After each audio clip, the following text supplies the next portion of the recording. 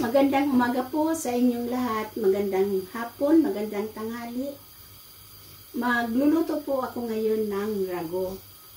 Ito ang kanyang mga ingredients. Pinapainit ko na po ang aking kawali. Una, itong oil. Bahala kayo kung anong gusto niyo na oil na gagamitin. Sunod, bawang, sibuyas, at lalagyan din ng buro o mantikilya o buro. At saka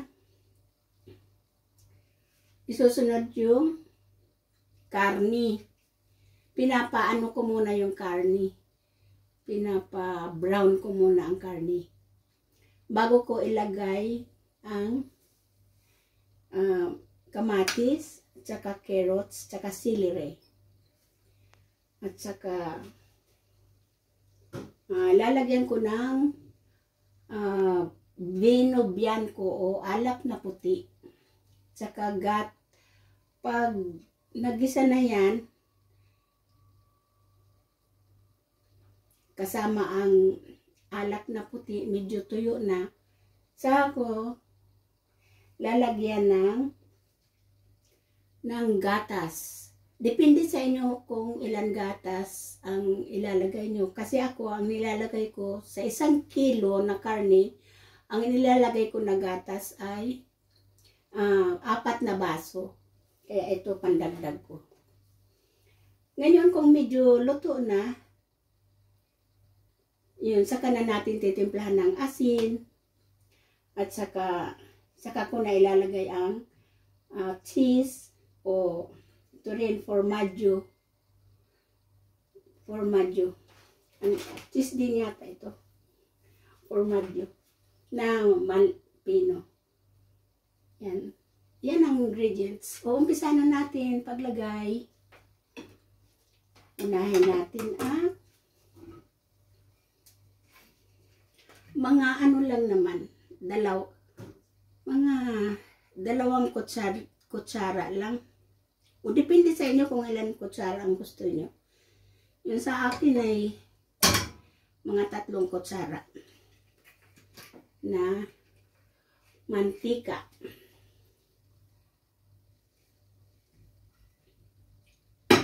Yun.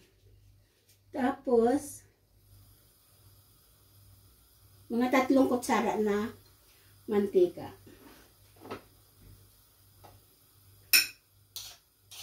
Pag mainit ng mantika,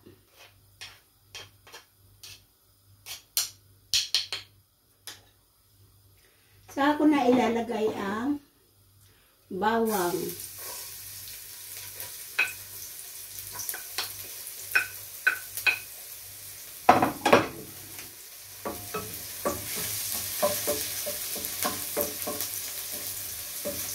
Pag medyo brown na ang bawang, kasi masarap kasi ang bawang pag medyo brown kasi mabangos siya. Yan.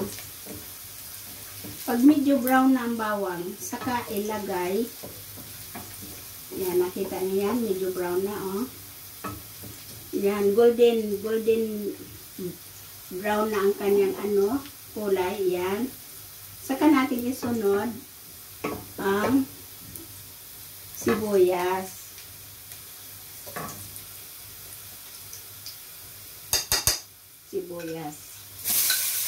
Para mabango at malasa.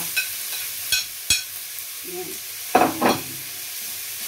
Diba? O, tingnan nyo. Nag-brown na ang bawang.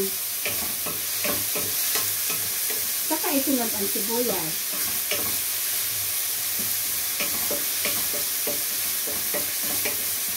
Ngayon, depende sa inyo yan kung hanggang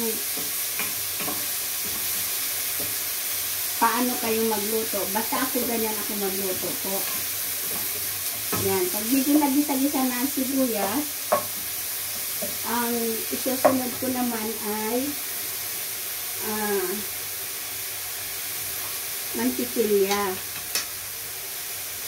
Depende sa inyo kung ilan gusto niyo na mantikilya. Sa akin, mga ano, 2 kutsara ang ilalagay ko na mantikilya. Kaya depende rin sa inyo kung mga ilan yung gusto niyo ilagay. Yan, ganun. Saka, igisa muli.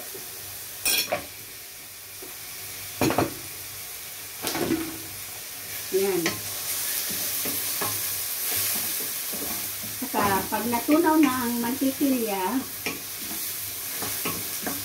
buro kasi yan tawag sa Italiano. Sa atin yata ay mantikilya ang tawag niya. Hindi, nagisa na.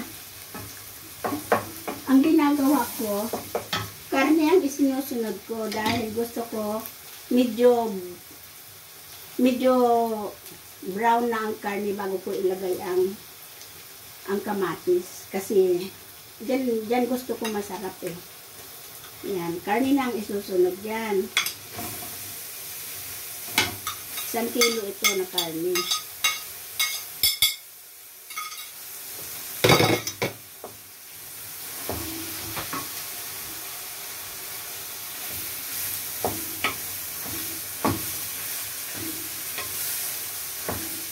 Yan, pag medyo brown na ang karne, parang sangkot sa, kung baga sa ano, sa ibang salita, sangkot sa yata ang tawag niyan. Basta pag medyo brown na ang karne,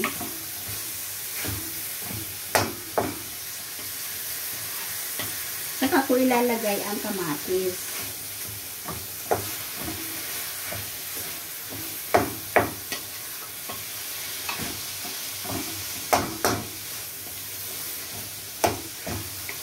Yan, ganyan na siya.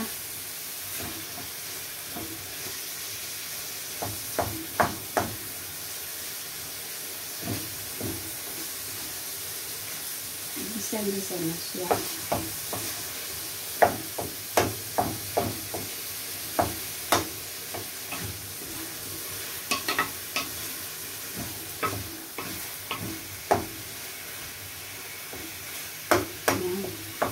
Hintayin natin na mag-brown siya.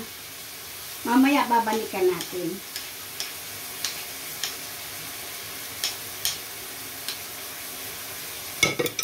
Tatakpan muna natin hanggang sa halu-haluin. At pag nag-brown na, saka ko ilalagay itong kamatis. Pagkatapos ng kamatis, ay hindi, ilalagay ko muna itong bino. Pag medyo natuyo-tuyo na, ilagay ko naman ang kamatis. At sunod naman sa kamatis, ito ng celery at saka carrots. Magkasabay na yan. Tapos saka ko lalagyan na ng gatas. Pinakasabaw na. Hanggang sa maluto. Para sa akin, mga 1 oras ko na pinapalata yan. Simula paglagay ng gatas, sasabay ko na itong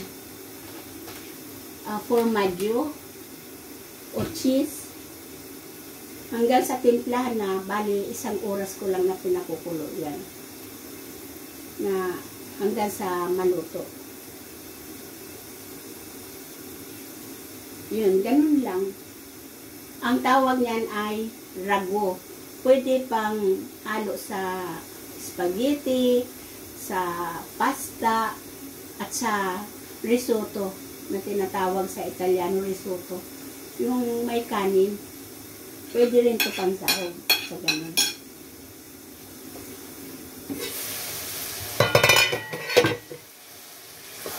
Yan.